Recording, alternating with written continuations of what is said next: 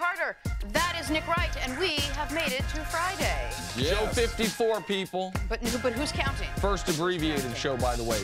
America, instead of full 3 hours, we got to pack 3 hours of content into 2. So it should be So is that going to be more words or less words? That means coming out spicy. coming out hot. Coming out hot. spicy. Well, wardrobe-wise, I'm already ahead of the game. Yeah. So There you go, Jenna. Yes. Every day for you. every day. Call every it a day. play if you see them on All the right, show. let's start with a little football from last night. Steelers crushing the Titans 40-17. Ben Roethlisberger threw for 299 yards, 4 touchdowns, 3 of them to Antonio Brown, and the defense picked off Marcus Mariota 4 times. By the way, same Steelers who needed a field goal as time expired just to beat the Colts 4 days earlier. So here is Big Ben Roethlisberger after the game. You know, I know a lot's been made of me not caring or whatever. Not from you guys, but some of the local or the national media stuff, and it's nothing further from the truth. I go out there and give it everything I have, and I play as hard as I can for these guys in there and our fans and the Roonies, and you know, it's fun to go out and have one of these games. Guys, tell me if I'm wrong. If there is a team in this league with a full-blown identity crisis, it seems like it could be the Steelers. You just never have any idea exactly which caliber of team is going to show up week in and week out. So, CeCe, is the team we saw last night, is that the real Steelers? Yeah, that's what the Steelers are capable of. You know, so we have to give them a lot of credit, even though they have been Jekyll and Hyde. They've played 10 games. I mean, played 10 games. They've won 8 of them.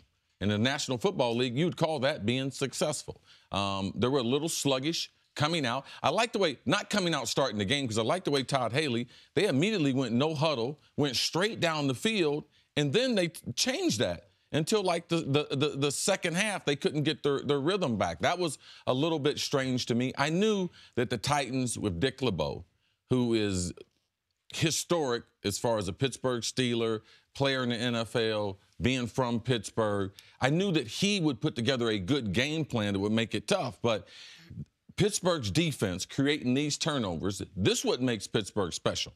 When their defense plays in the top 15, like, I expect Ben to perform at a certain level, all right? I expect Antonio Bryant to perform at a certain level. I expect L. Bell to be one of the best running backs. But when their defense gives them multiple possessions, which they were able to do with Marcus Mariota being not accurate for as long as he's been in the league, he should be a lot more accurate than he is. So are the Steelers capable of this on a regular basis? Yeah, this is the thing, Jenna. At 8-2, if they get into the playoffs with a bye, they only have to do this twice. And they're more likely to do it if they're playing at home. And the Jekyll and Hyde part of the Steelers particularly is on the road and against bad teams.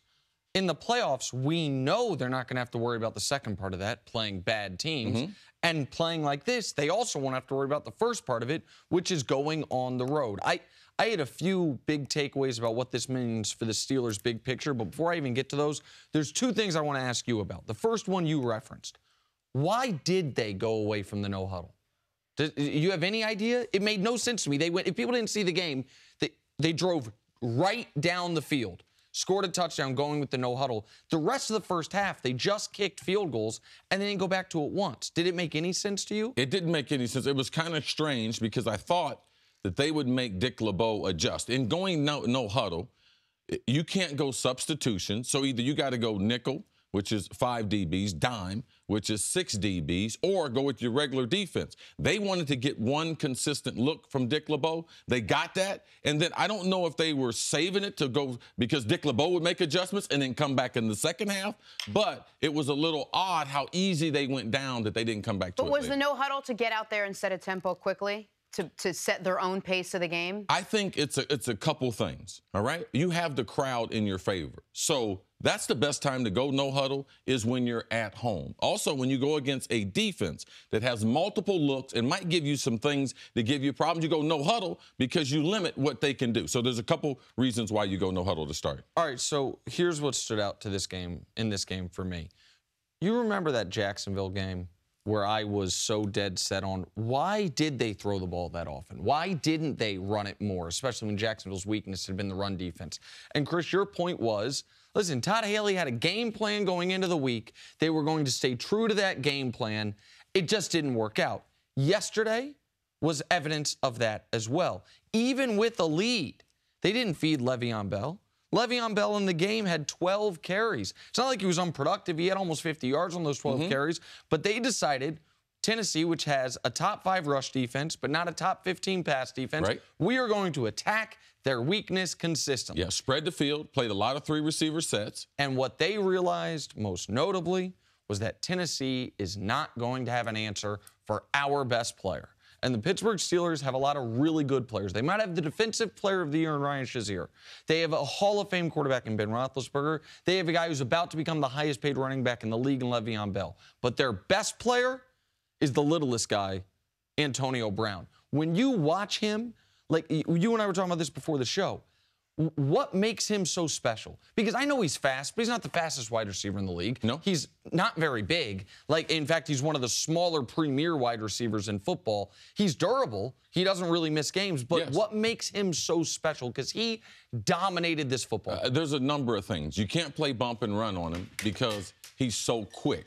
All right, so in trying to bump him off the line, you would think in bump and run that it would be an advantage for the defense because it takes timing away from the offense. But, AB, you can't bump him because he's so quick. People wonder, well, what's the difference between being fast and being quick? Fast is more pure speed down the field. He has speed down the field, but also the lateral quickness to be able to run sideways. He also can play 3 or 4 different positions in the offense, which I've told you about. That's one of the problems with players like Dez Bryant. The reason why you can't feature him and the reason why defense can take him away because you can't move him around. So it's football IQ, and I would say, pound for pound, there's no one in the business that spends more money on their body, all right, taking care of their body. He's in tremendous shape. He's got a great recovery program. He's got a team of people that travel around the country with him. Like, he is serious. He hired your former trainer, right? Yes, he has one of my guys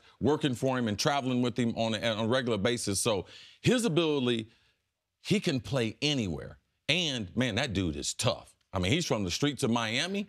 And being 5'9" in the NFL, like he is, I mean, he's a treat to watch, especially being that small. 6th-round pick, no less. And last night, the Ben Roethlisberger, Antonio Brown quarterback-receiver combination looked like there's no better option, no better combination like that in football.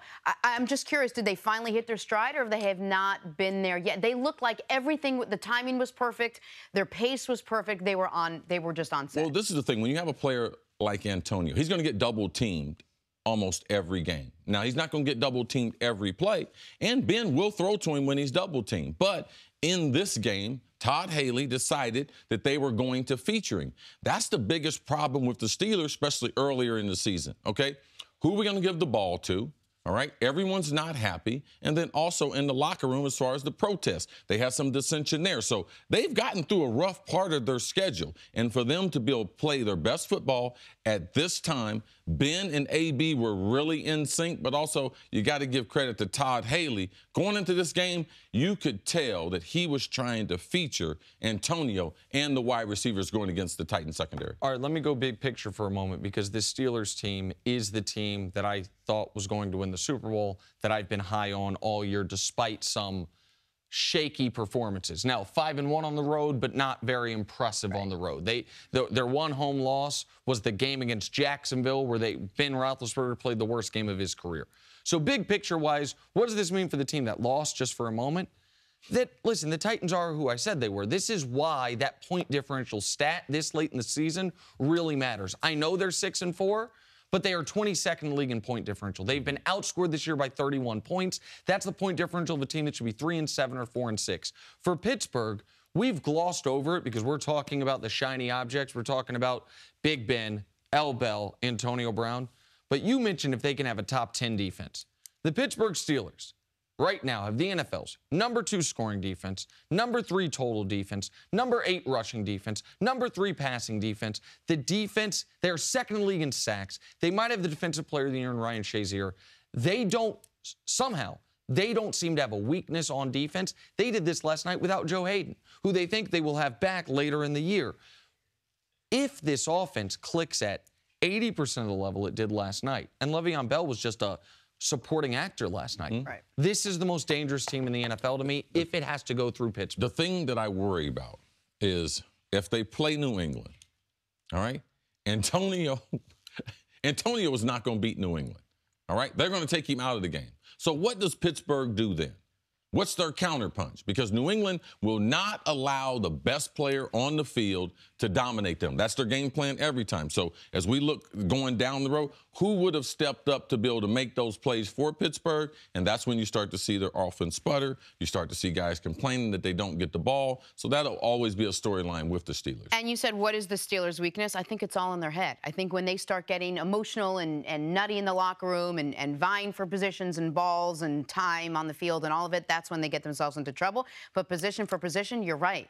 They're a complete team, top to bottom. They've invested in that defense. 5 straight first-round picks on defense, and it's paying off. And the Titans still 6-4 after that. So they'll make the playoffs. It's very difficult, apparently, to make the playoffs in the AFC at this point.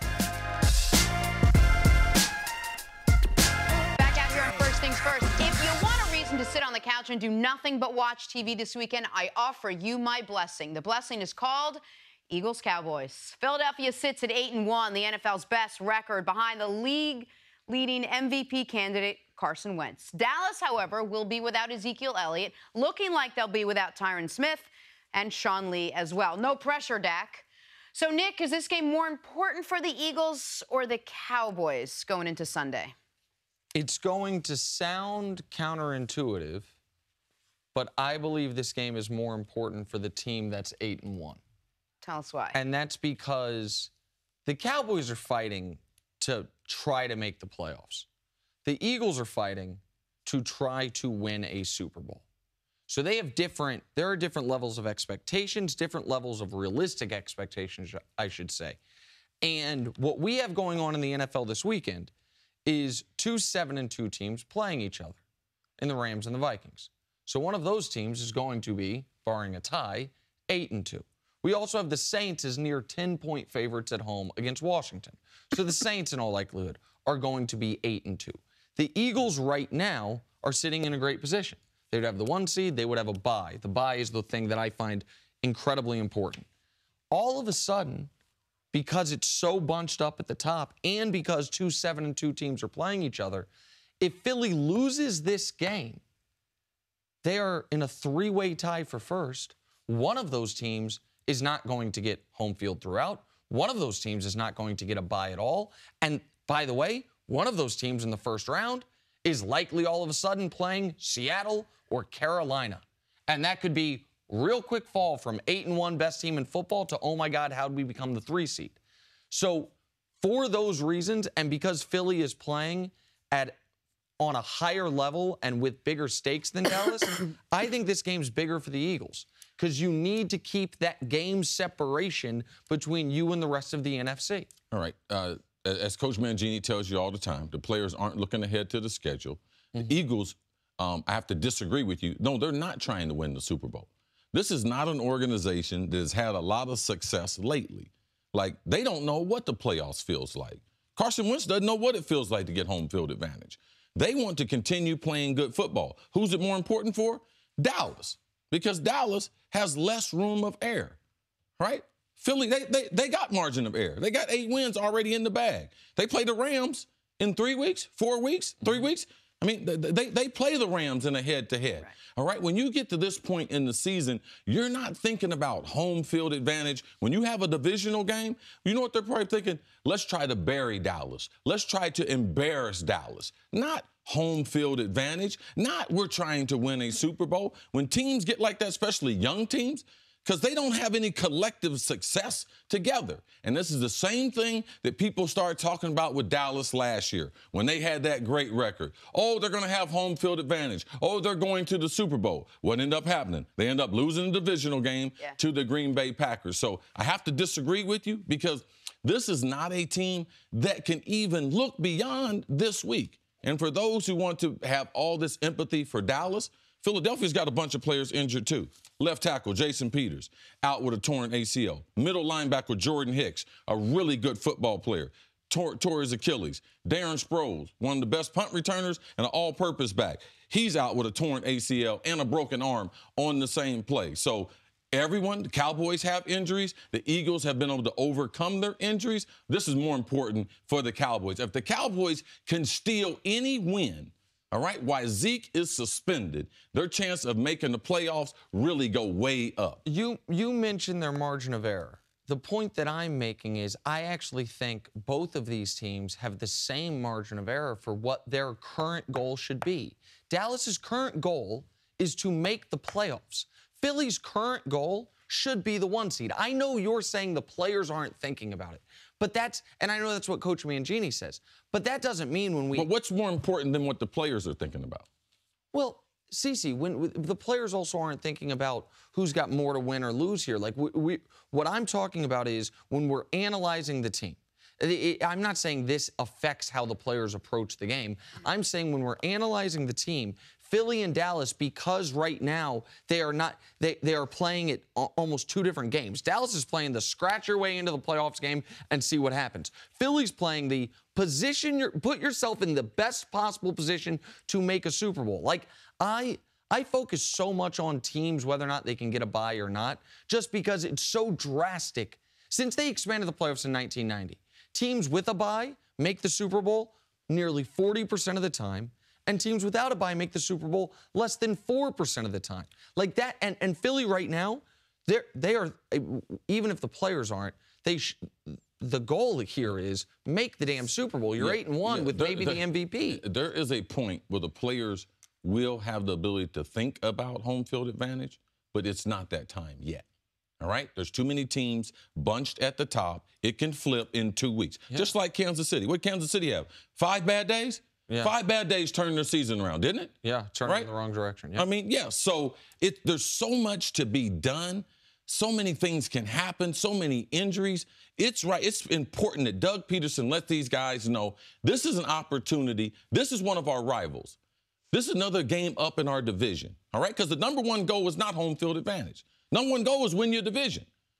Then once you win your division, then these other goals come after that. Man, can we get a home game? Man, can we get a bye week? You can't put that before winning the division, getting a bye week, and that you can't put those in front of. So let's focus on this game. How did the Eagles lose this game? And I know you said both teams have injuries, but the injuries on the Cowboys side are a lot deeper and a lot more drastic. Tyron Smith alone, Eagles are the only team in the NFC, 4 different defensive linemen with 3 or more sacks. Well, they've got their work cut out for them. They're rested. I think they're in a little bit of better shape to go into this game. I don't know if listen, both teams have lost their all-pro, perennial Pro Bowl left tackle. The difference is, I don't know. And they're the 1 and 2 probably best left tackles, Joe Thomas. In that threesome, those are the best left tackles in the business. So I don't know if the Cowboys' injuries are more drastic or just the Eagles have dealt with their injuries better, are better positioned to deal with their injuries, and maybe have better overall depth of their roster. When people say, how did the Cowboys win this game, I would point to the fact that this is, like Cece said, a divisional game. It is in Dallas, and Vegas says it's a 3.5-point game. Like, this is a game that should be a competitive football game. But quickly for me, how they win it is they do not try to do what they did last week, which is pretend they have their full complement of players. You have to adjust your game plan knowing you don't have Sean Lee, so you're going to have to play slightly different type of defense, and you don't have Tyron Smith, let alone you don't have your all-world running back. Listen, you got to get after the quarterback. They got to blitz Carson Wentz. They got to force the issue. They got to try to force the tempo of the game from a defensive standpoint, play man-to-man. Like it's because Dallas, what do they have to lose? They lose the game, they're 5-5. But if they're able to steal a win, and the only way I believe they're going to be able to steal a win is by stealing extra possessions. Dak needs help. Dak needs the defense to create 3 turnovers. Also, they got to run the ball 32 times. I don't care how many yards they average. Don't come back on Monday talking about, man, they average 3.7 decimal point per carry. No, they need the attempts, because what that does is I want the defense to speed up the game, but I need Dallas's offense. I need them to play Bill Parcells. We're going to slow down the game. We're running plays within 5 seconds on the play clock. I'm looking at the play clock. Yeah. 7, 6, 5. Make them adjustments. I'm not snapping that thing till 3 seconds, because that is the way that you're able to shorten the game from an offensive standpoint. But let's be physical. That offensive line of Atlanta, people could concentrate on the left tackle, but that whole offensive line got dominated and got embarrassed. The same conversation with my 4-year-old and my 2-year-old. They're like, look at that offensive line. You never stare at that offensive line.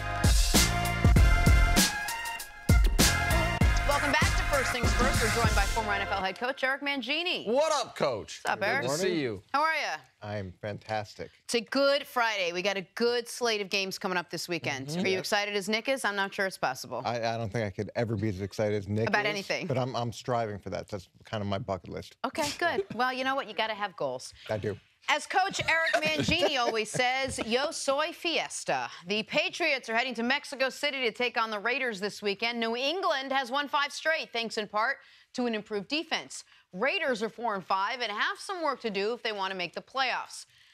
Coach, should the Patriots be on upset alert? Is this the kind of setup that brews sometimes to result in an upset? Well, what Bill Belichick calls upset alert is just Sunday. Okay, that's just how he operates. So they're not even thinking that way. But to me, New England has the same problems that they've always had. Okay, they've got issues in the secondary, and they've got issues with their pass rush. It's inconsistent. To me, if Oakland will go out and be a pass-first team, put it back in the hands of Carr, throw the ball in order to run the ball so that you get New England in 7-man boxes, in lighter boxes. That, to me, is the formula. And to whom much is given, much is expected. Yeah. The offensive line got paid a lot of money. The quarterback got paid a lot of money. Last year, they won the game because of the passing game, because of that approach. That's who they need to be. And then I'd say, in addition to that, throw some hard formations. Force this defense to communicate, because we saw that was the issue early on. And then defensively, you better not stand around like statues with Tom Brady. You better move, or he is going to cut you up. I was just saying, just a quick follow-up. That's a lot to ask of a team that really doesn't have a true identity right now. Like, I have no idea who this Raiders team is. But that's what I'm saying. Their identity last year was Derek Carr throwing the ball. Right, but this year? Well, okay, but that's what I'm saying. Go back to what worked. Yeah. Last year was what, 7 fourth-quarter comebacks? The defense wasn't very effective last season. Things haven't changed that dramatically. Put the focus where the focus should be on the quarterback and the O-line. And to speak to your point, you also always want to attack opposing team's weakness. And when we talk about the Patriots' bad defense, it's particularly what they're giving up to receivers, like what they're giving up down the field. The Patriots have allowed the second most receptions to receivers, the second most yards. They're in the bottom 10, if you will, on touchdowns allowed to receivers. And this is where you mentioned the highly paid offensive line. Also, the highly talented receiving core the Raiders have. Like, Amari Cooper and Michael Crabtree got to go win some battles. Like, I know that's more your lane to talk about, but how are the Raiders going to beat New England? They're not going to beat them because you hold them to 7, right? They're going to have to beat them because they go out there, like you said, and score. It's the exact game plan that I thought they would have. And, Jenna, your point, this isn't who the Raiders have been. Right, but that's why they're 4-5. And last year they were 12-4 for a reason. And with what Buffalo did at the quarterback spot, there's an opening for all these 4-5 teams to sneak into the playoffs, or for one of these 4-5 teams. They got a little rejuvenation when the team ahead of them seems to be focused on the future instead of right now. Like, the Raiders could, if they win this game, all of a sudden they wake up Monday morning and they're the 6th seed in the AFC. What I'm concerned about is what I don't think the Raiders can do. Can they take away the middle of the field? Can they take away Gronk? Can they take away Brady where he likes to throw the football? Make him throw the football outside and make him throw the ball deep. Now, people think, well, New England, they're a dink and dunk team. Well, the numbers don't indicate that. They do throw the ball short, but this year they throw the ball deeper than previous years because of Brandon Cook. But those are the least percentage throws on the football field. I would force him to do that. Khalil Mack, I would move him around. I would get some matchups because Belichick is not going to let him dominate the game. If you line him up in one position, he is definitely going to negate his pass rush. So Jack Del Rio and that defense, they got to be able to try to come up with some wrinkles to be able to get Khalil Mack free, because I don't think Navarro Bowman, inside linebacker, you know, this is not the best football he's played. Lost a little speed. All right, so if you put him in man-to-man coverage, safety, Reggie Nelson, put him in man-to-man coverage. He's a liability too. So you have to build takeaway the middle part of the field, and I don't think they can do that with their safety and their linebacker. Make them throw the ball outside, and you got to get to Tom Brady. Brady's got to be on the surface. In Mexico, I'm talking about on the ground if the Raiders are going to have any success. And that's something the Raiders have been awful at this year. Like, the reality is they're the worst third down defense in football. They're giving up almost 46% of the opponent's third downs. They've given up almost 1,000 yards on third down alone. If you do that to the Pats will kill you. And Chris, you make a great point. Move Khalil Mack around. Do some things that New England's not expecting. When you face an offense that you don't match up very well against, you can't sit there and try to go blow for blow. Just like on offense, we see gadget plays. You can run some gadget defenses.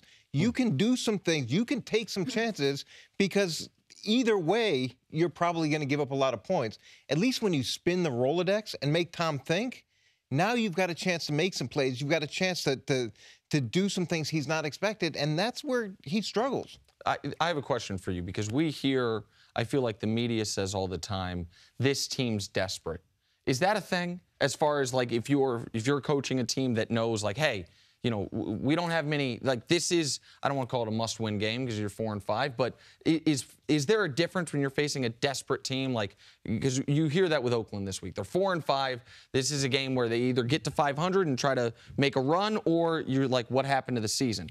Well, when you look at the matchup and you don't feel like you match up very well, I don't know if desperate is the term, but you're willing to take chances that you may not take in something that's a closer matchup. I remember we played the Saints in New Orleans, and they were explosive, and we weren't very good at that point defensively. And our whole philosophy was we were going to give them something different every single time. And it may not make sense, but we didn't want to make sense. We wanted our pattern to completely be unpredictable, and we ended up beating them when from a pure personnel perspective, we shouldn't have. Desperation, it is a real thing, Nick. Like when you start running out of games, but also desperation typically is set by expectations. Like, there's no desperation in Cleveland. You know the reason why? Because they don't have expectations. But when you have a team like Carr. There may be an expiration. Yeah, that too. But when you have a team with a quarterback like Carr, with that offensive line, adding Marshawn Lynch to that type of offense, yeah, you're this late in the season, you have no identity. Yes, there is a sense of desperation, but this is what teams can't match, and I haven't been able to see it. The Patriots are desperate every week, all right? Belichick took them to Denver. They stomped Denver. Then they went to Colorado Springs to train.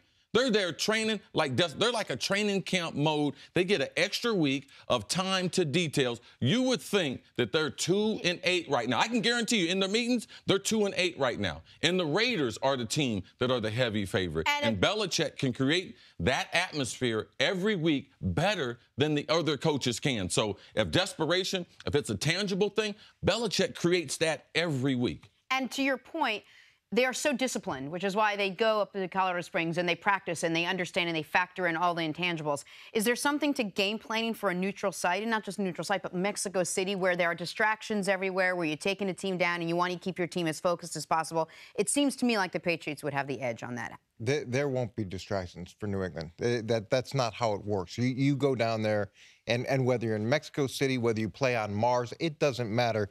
You have the same philosophy, you have the same pattern, you have the same discipline, and that's what makes you good. And to your point, it's self-awareness by their team. They know what the weaknesses are. They identify those things. They work on those things. They minimize those things, and they force you to come up with another weakness.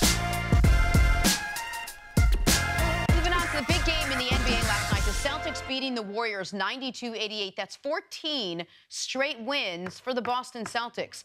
Kyrie Irving scored 11 points in the fourth quarter, while Steph Curry was held to just 9 points for the entire game. CC, tee us off here. Celtics have the best record in the league. Are they the best team in the league? CC, answer that in a second.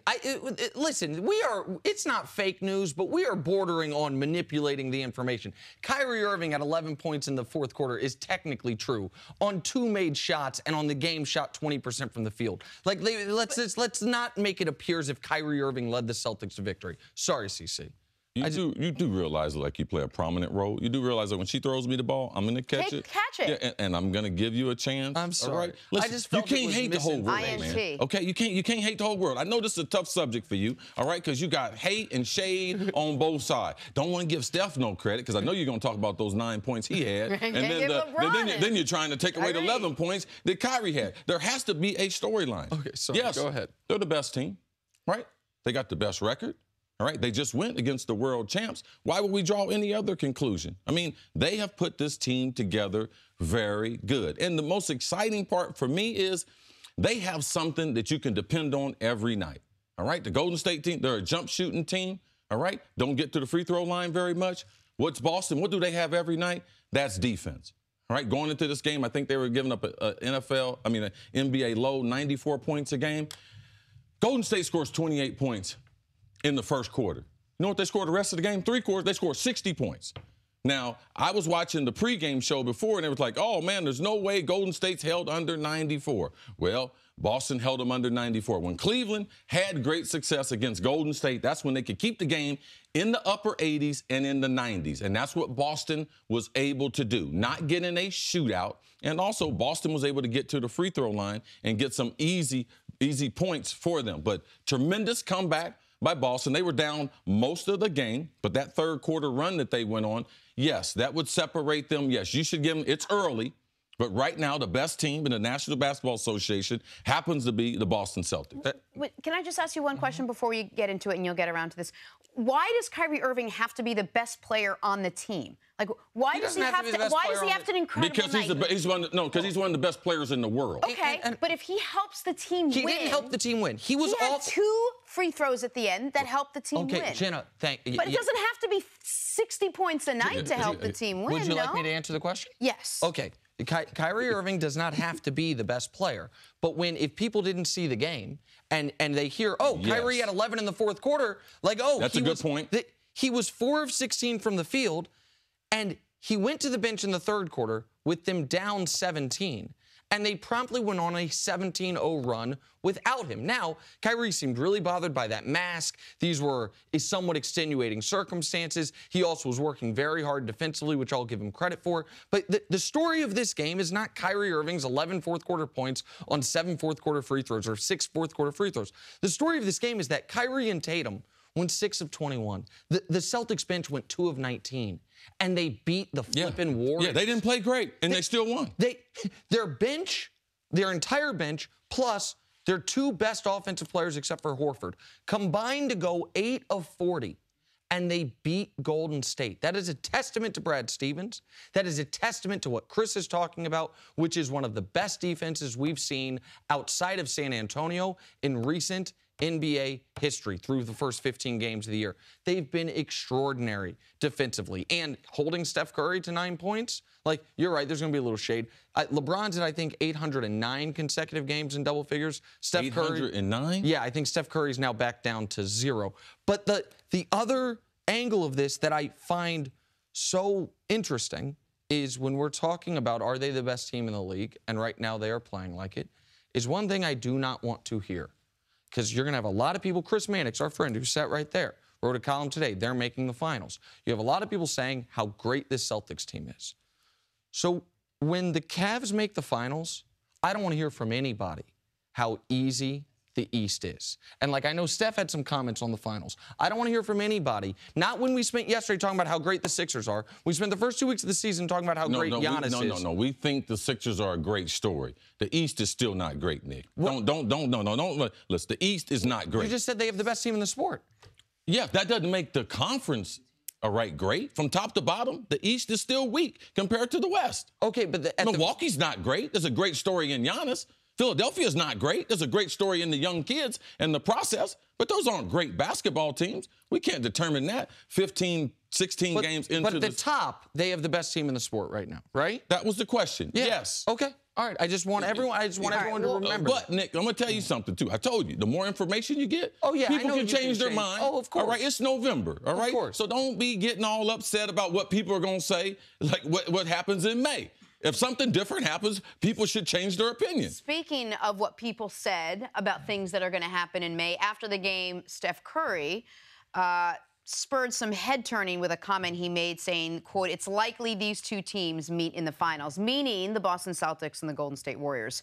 Shockingly, very, very likely. This surprised you a little bit. I mean, that they anointed themselves already. The Warriors just lost, and I mean, the Rockets look pretty good. I think the Warriors likely will make the finals, but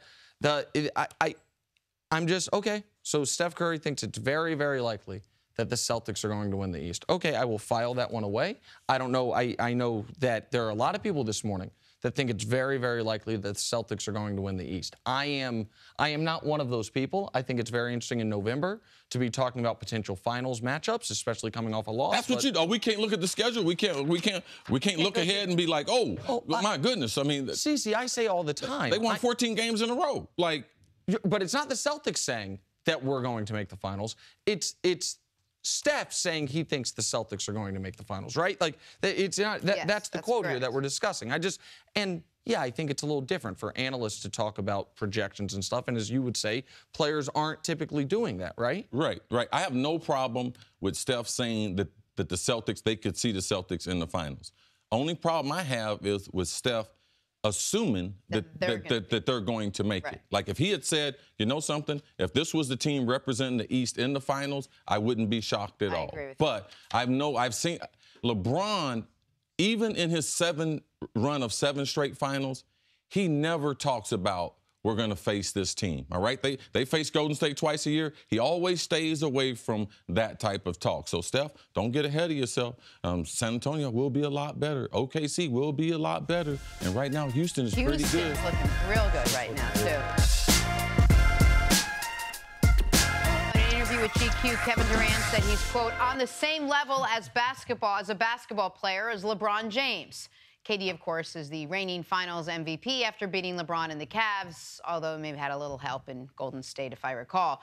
Nick, is Kevin Durant as good or perhaps better than LeBron James? I'm worried sitting so close to you asking you that question. This is funny. Kevin Durant also talked about how he thought the torch was passed when he hit that shot over LeBron in the finals. And let me make this clear. LeBron was supposed to, at some point, pass the torch. Yeah. Most likely to Kevin Durant. 4 years ago, when Durant won the MVP, but everyone knew LeBron was still the best player in the world, everyone's money would have been on that the best player in the world mantle at some point goes from LeBron to Durant. And then 3 years ago and 2 years ago, people thought, oh, maybe it's not going to go LeBron to Durant. Maybe it's going to go LeBron to Steph. And then Durant made a decision to team up with that guy and forfeited the opportunity to get the mantle.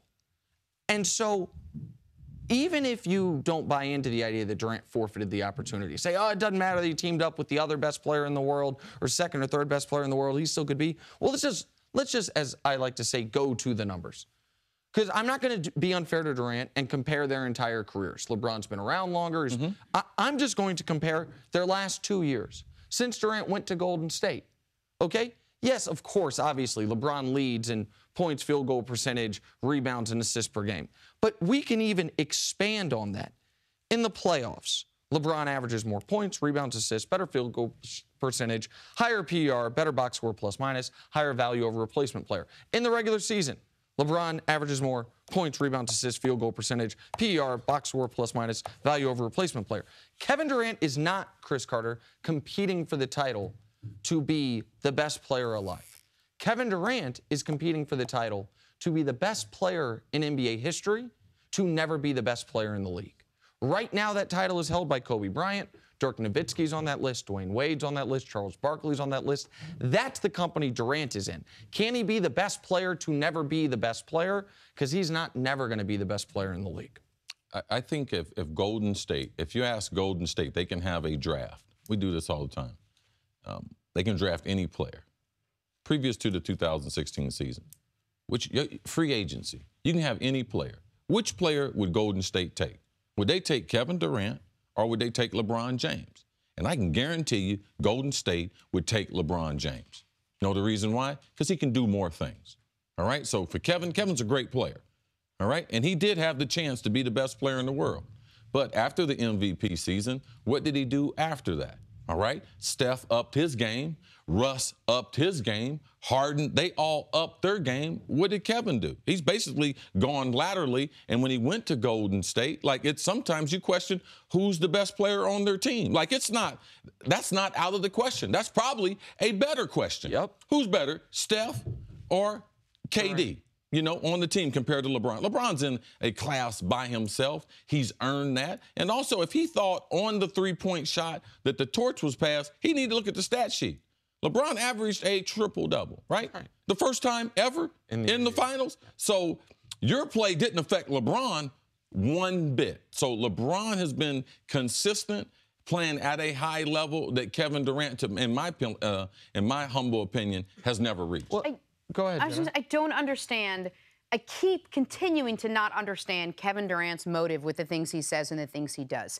I don't understand it because the Kevin Durant that I knew 2 years ago, that we all knew 3 years ago, was quietly making his way through the league, quietly racking up numbers on his way to being a great player, and he was one of the good guys. Well, the answer to that. Not that he's not a good guy, but it is a very strange series of moves, this behavior. I don't. Well, I mean, you said the Kevin Durant that you knew and we knew. No, you didn't know him. We didn't know him. All right, so the guy that he put out there. The guy that he projected himself to be. Yes. But I don't think, in Kevin Durant's defense, I don't think Kevin Durant knows exactly who Kevin Durant is. It does seem like this offseason, and still into the season, he's working through some things. I also, the other thing that has happened for Durant that I didn't see coming was that LeBron extending his reign as the consensus clear best player in the world into now the heart of year 15. Like, I think if you would have asked me 4 years ago, what will LeBron be in year 15? I would have said, oh, he'll still be one of the 5 best players in the league.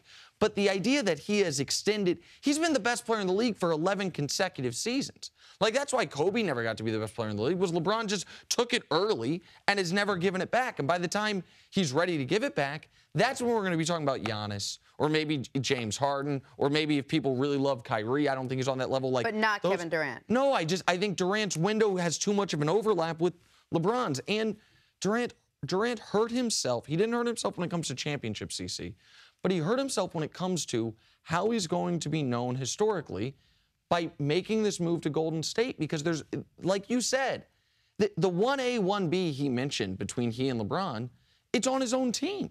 The 1A, 1B discussion is he and Steph, and that's always going to make it hard to evaluate him in an historical context. Anytime you have great players, it always seems like you do a disservice in trying to pick one or the other.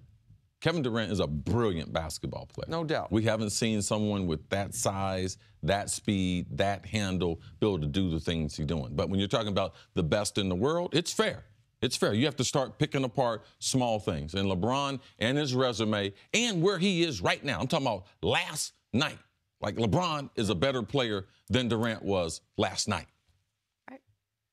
No, that's it. I mean, you proved it. But I think over Durant KD. knows it, too. That's it. I think Durant knows. That's why I can't understand this, like, strange, like, millennial, weird behavior by Kevin Durant. I don't understand it. The tweeting, the statements, the things he knows are going to spark shock value. Like, I don't understand it. Jenna, and, you know, KD, Jenna doesn't get you. I don't get you.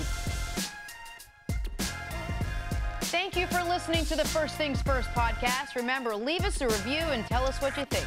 Subscribe to the podcast on Apple Podcasts and catch us on FS1 Monday through Friday, 6:30 a.m. Eastern on FS1. For Cris Carter and Nick Wright, I'm Jenna Wolfe. So long, everybody.